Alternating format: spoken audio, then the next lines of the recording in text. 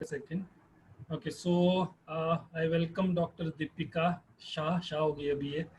So let me introduce her. She had done her MPT from Manipal University. She was my batchmate in neurosciences, and she was has had her major in pediatrics, and you can say she was one of the best in pediatrics that we had. She did her PhD. She was working in Gujarat. She worked in Gujarat for 5 years. She did her PhD there, and then right now she's in Canada. Okay, so she right now at the time there is 11 o'clock, I guess. So I requested her कि नहीं लेना ही है किसी तरह तो somehow she agreed to take. So we welcome Thank you. Dr. Deepika. Thank you, ma'am. Thank you. Okay, Thank you. so now Dr. Deepika will start. जिसके भी जो क्वेश्चन होंगे बीच में वो चैट में डाल सकता है. At the end of the session, I will ask the questions on behalf of you all to her. Okay, so Deepika, you can share your screen and then we can start.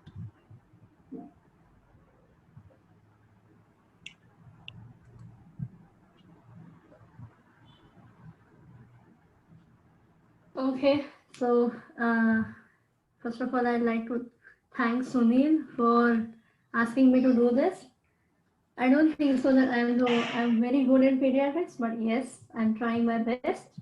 And in all this tenure, I think I have given my best. So I don't know, but I have got many compliments from the parents, and I have seen good progression in my patients. So I think so that I'm doing something correct. All right, so I'll start with my presentation.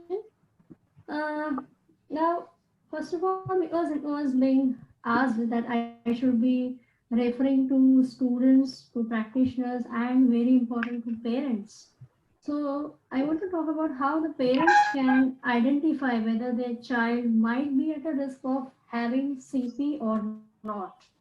So, these are the early signs in which, if the child is showing abnormal behavior, in what way? In showing excessive docility or irritability. Docility is what? The child is excessively silent. He doesn't move much, he doesn't cry, he doesn't show any activity, and he just lies down as it is. Or irritability is whatsoever you try, the child is never calm. So these are the two extremes that the child may demonstrate. Poor eye contact. Eye contact is important. Why? Because for eye contact to begin, the child should socialize, right? If he would see here and there, if he would see the parents, he would see the reaction. This is important. So when the child doesn't show any of the reactions to seeing someone, that is an alarming sign. Poor sleep. Sleep is considered as even more important than the diet of a child at times. Why? Because when the child sleeps, the brain activation is calming down, and this helps a growing brain to rest more. So, sleep of a child is very important, and it is also related to the weight gain. The next is oromotor problems. These are the problems which the mother is able to identify very nicely, in which she says that whenever I take my child to feed, there are some issues like there is frequent vomiting. The child just vomits out. And it is not that he is having some infection or he is having some disease, but he just vomits out. There is poor sucking. So again, the mother would be the best person to comment upon, because she might be breastfeeding, or even if there is a bottle feeding, then the mother will be able to comment on it. The tongue would be retracted. When the tongue is retracted, that is, it is getting behind in the oral cavity, it is going behind. It shows that the child is not able to relax the tongue muscles. And whenever we are eating, we need the movement of the tongue. Every time it falls back, there is either a choking or the food is not able to go inside. There is persistent bite. Persistent bite indicates that there is some problem with the oral musculature wherein it is very tight and the child is not able to relax. So whenever the mother would try to feed him something, there will be problems in biting. Grimacing. Grimacing is what? It is an abnormal expression of the face which the child always shows, wherein a child is always said to be in a smiling mode, like this, There are some abnormal expressions which are being seen on the face of the child.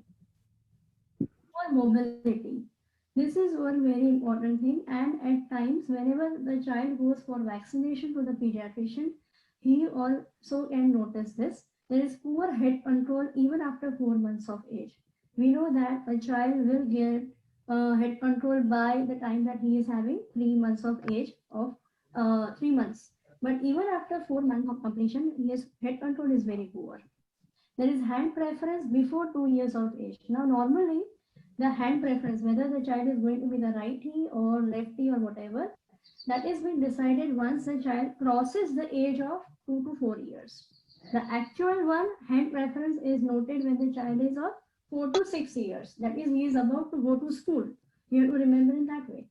But before that, that is just before 2 years of age, because of some selective choice of activity, he refrains from using this hand and he always goes on using one hand.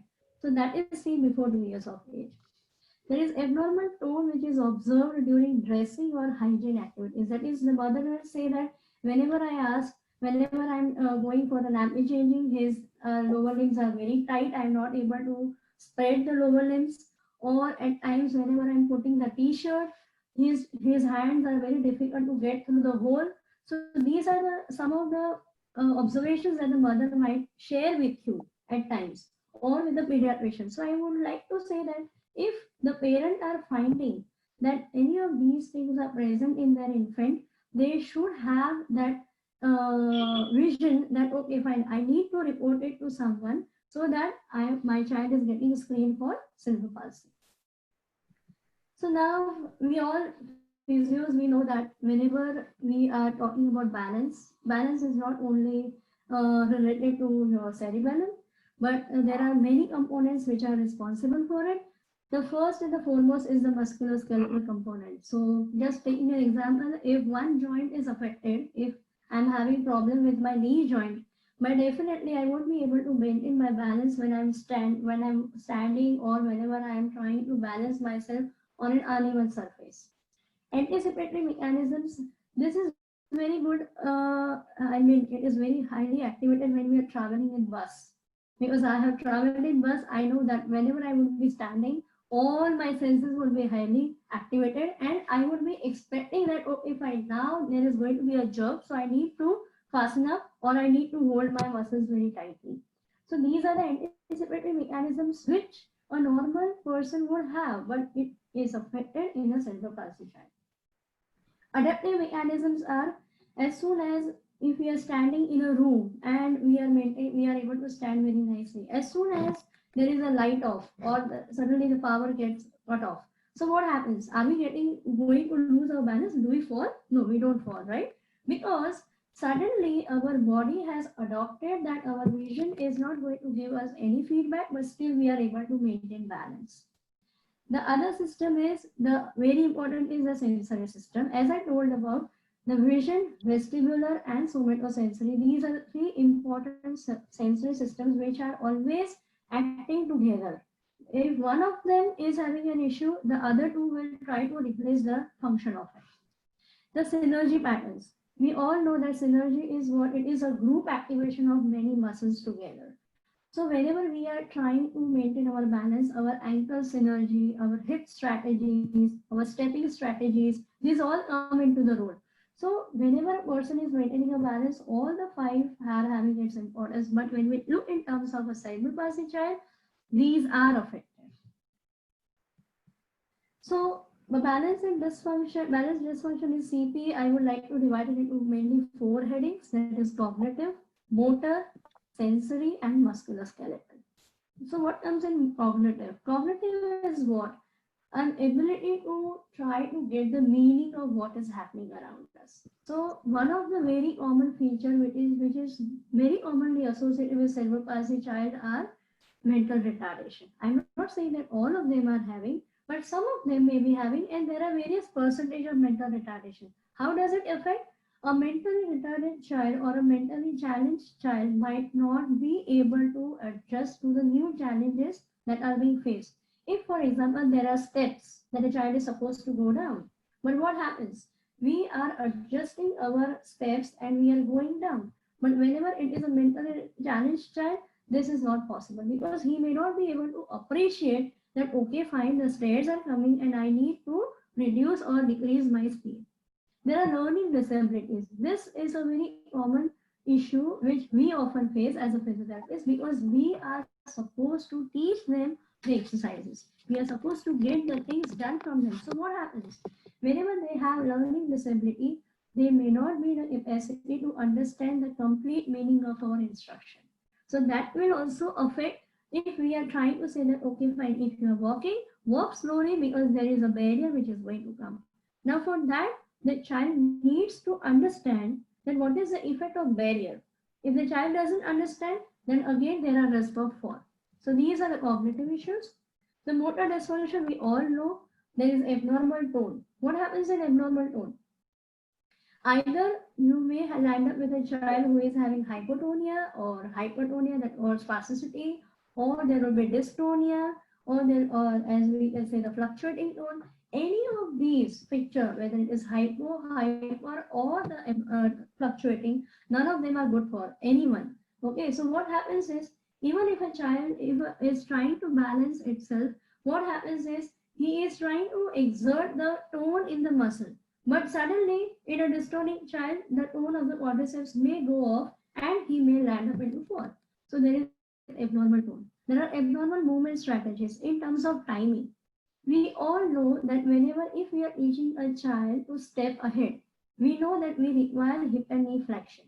But what happens is we require it when there is stance phase of one limb. We do not require when there is swing phase to an extent. So what happens is whenever there is stance phase and we want hip flexion, but that exact timing of the firing of hip flexors won't happen. So what will happen is there will be delayed firing of the muscle. When there is delayed activity, the phase of the gait is affected. Sequencing, as I told you, whenever if you are talking about ankle strategy, what is the firing mechanism? It is the dorsiflexors first, then the quadriceps, and then the abdominals. For example, when we are having forward perturbation. But what happens in this? Either the child is trying to maintain the balance using the ankle strategy, but first there will be activation of the quadriceps. So the knee will go into abnormal extension. Then there will be activation of the abdominals. And then lastly, the dorsiflexor, which was supposed to be the first one. So there is sequencing problem. The scaling, very important. Scaling we will always see in terms more or less when we are having a hypotonic child or a dystonic child. A child is trying maximally to control the movement, like he is trying to reach for your hand in order to go for the reaching activities. But as soon as he is about to reach the target, there is an abnormal firing of the muscle and the muscle goes around, the limb goes around. So the actual purpose of the movement is not served. And again, as I told you, whether it is hypo, hyper, or dystonic, the muscles are weak. So they are being facing this motor dysfunction. Sensory dysfunction, I told, somatosensory, visual, and vestibular. There are two things which they commonly face. All the three systems may be normal, but what is the problem with it is there is issue with the perception of it. As I told you, when you are seeing that there is a barrier which is going to come, you automatically adjust your step. We never would like, okay, fine, let us fall, let us see. We never do that, right? Whenever we find that there is a stone which is going to come, we adjust our limbs, movement, and then we go ahead. But in this, you need to perceive first of all that what a stone can do when you are walking. So this perception is not possible with them. There is also issue with the integration. Now what happens? Okay, fine. Even if I understand that, okay, fine, a stone is coming, which is not good for me. Okay, so now what next?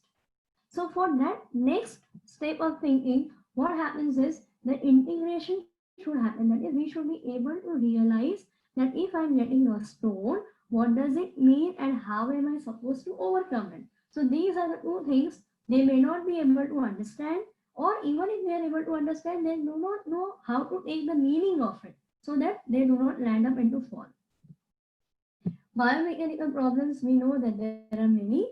There are atypical postures, all right? There may be a scoliosis, there may be a kyphosis, there may be anterior lordosis.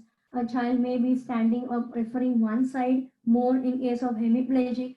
In or diplegic, there is again mismatch between the two limbs. If it is cerebellar ataxia, again, the hypotonic CP, then again, it will show atypical postures.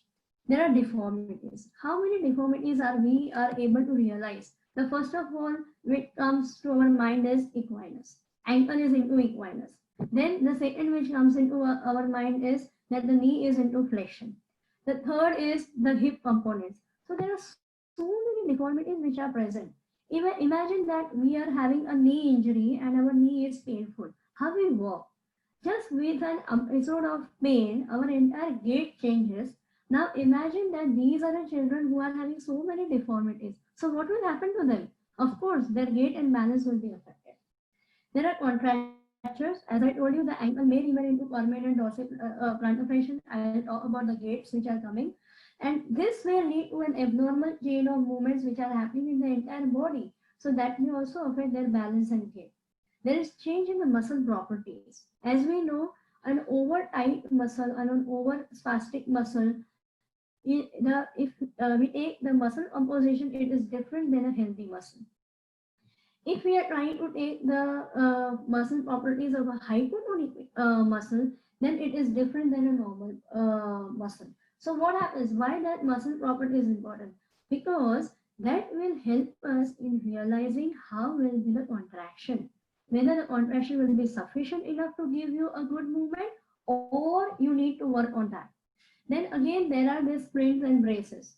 Most of the time, the splints we give in order to facilitate the movement. But many times we land up with some of the alterations in the gait, which is because of splint. Sometimes you may feel that without an AFO, the child is walking better rather than with AFO. Many times we may feel that with KFO, the child is not even able to move because the child doesn't like the knee to be stiff. Okay, our purpose was to serve to overcome the deformity. But what happened? He was suddenly placed into a position where he is not accustomed to, where he is not habituated. So what happens is he lands up into balance dysfunction. So there is this criteria, that is pain criteria. There are many criteria which are there. There are many flowcharts which are coming up. This was one of the one which I could find. There are many other, as I told, and many others which are being endorsed by other cerebral palsy societies. But this was the simplest that I could find for us to understand. This is why it is important because we can also discuss it with the parents that what will a parent ultimately wish? Mera bachcha ab chalega? Or when is my child going to stand? Alright, that is the first question that any parent will ask. Okay, so for us to tell them that how or when their child is going to walk, the most important thing is we need to remember these 3 points. If the child has attained independent sitting by 2 years, he will be able to walk. Okay, again, there are many clauses because if such a child lands up into seizure problems, if he is having convulsions or epilepsy, then every time with every epilepsy or convulsion, his progression is reduced. Okay, so you always have to give that clause to them. If the child has attained sitting by 2 to 4 years of age, then there are 50% chances that he will walk. Okay, why? Because for a person to walk, he needs to stand. For a person to stand, he needs to first sit. Okay, so if the sitting has been delayed so much, we cannot expect that a child will be able to walk. So the percentage of reduction of our surety reduces. If the child is not sitting by 4 years of age, then rarely he will stand or walk.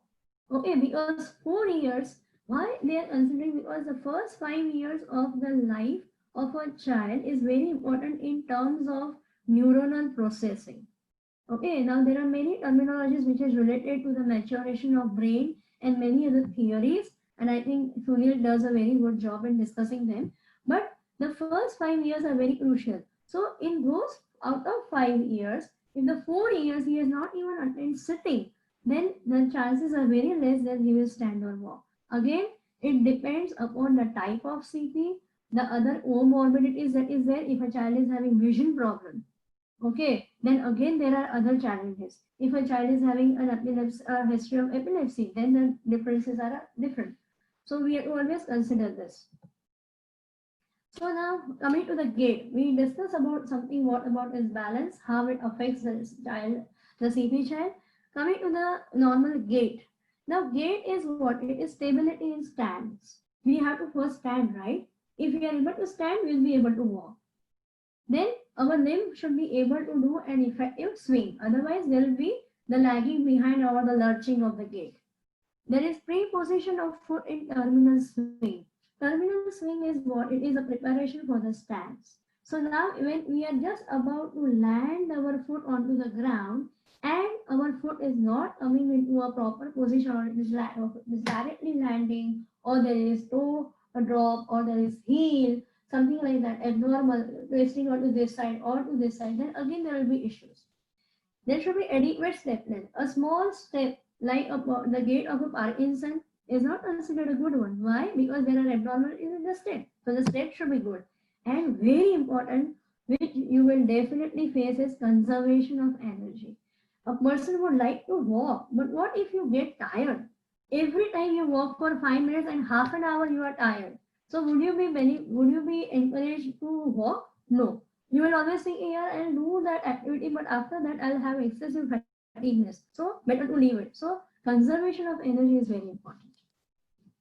These are the types of spastic diplegic gait. I know that CP is a very broad topic. There are many types of gait, but these are the chief ones that I could find in terms of spastic diplegic. True equinus, jump gait, apparent equinus, crouch gait, stiff knee gait, and asymmetric gait. I'll just go through briefly. In true equinus, as the name suggests, equinus is there, definitely, and it is true. So it is always going to be there. It is never going to disappear. But along with true equinus, what is there? Even the hip and knee are in extension. Okay, the foot flat is possible. The foot can come into a stable ground, but what will happen is whenever the ankle goes for a relative stable position, there will be effect onto the knee, and so it will pull the knee behind. So there will be genuine recurvatum. Okay, simple. Jump gait is when you will actually see that the patient is jumping and he is walking. Okay, now why this happens is it is more common in diplegic also, and it is more movement of the proximal. That is, the hips are more moving. Okay, and that is why whenever the child walks, he walks as if he is jumping. Ankle is an equinus, no doubt about that. But over here, the hip and knee are also in flexion. There are some amount of flexion which is possible. The ankle is into equinus, and so whenever he walks, they will be jumping. It can be without a stiff or with or without a stiff knee. Apparent is what? Apparent equinus is, apparent is it appears to be there, but it is not actually there. Okay, it may feel like that there is equinus, matlab ankle is going into plantar flexion, but actually when we evaluate, the equinus goes away. So there is apparent equinus. Crouch, always remember a crouching tiger. A crouching tiger is what? He is just about to target onto the prey. So what he does, he just bends. He bends his limbs and again to pounce on the attack. So there is excessive dorsiflexion of calcaneus or at the ankle, hip and knee flexion is there.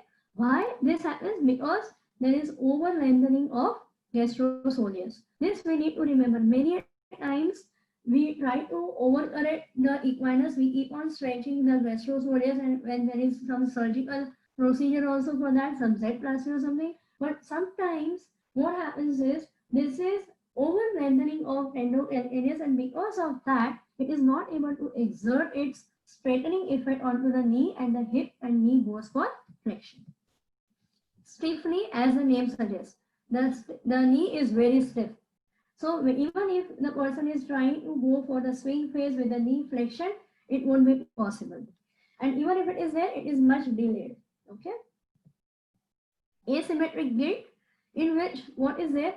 Because it is spastic diplegic, we know that two lower limbs are involved. So what happens is, in one limb, it may be true equinus, whereas in the other limb, it will be jump gait.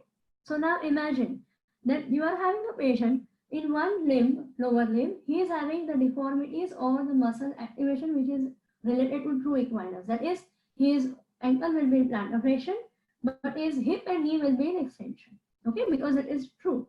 And in the other one, other lower limb, it is jump gait, where there will be excessive hip and knee flexion, and there is excessive knee ankle plantar flexion. So wherever we are thinking it, we have to differentiate. Many times we may not be able to comment on both the knees together. We are not in a position to comment on the hips together. Why?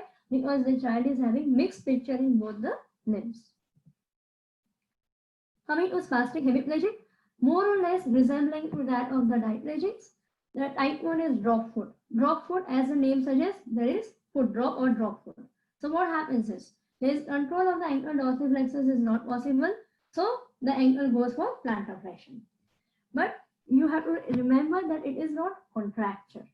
Okay, the ankle plantar flexors are not going for contracture. It is just that because the dorsiflexors are poor, the ankle is going into plantar flexion. Type 2 is combining type 1 plus adding the contracture of gastrocsoleus. Okay, so the dorsiflexors were poor, but even the ankle plantar flexors are tight. So it will keep the ankle into plantar flexion. That is true equinus or true equinus with recurvator knee. Type 3 is gastrocsoleus spasticity contracture, impaired ankle dorsiflexion in swing, and a flexed stiff knee gait, as I told you earlier. You will see that there is some similarity between the two.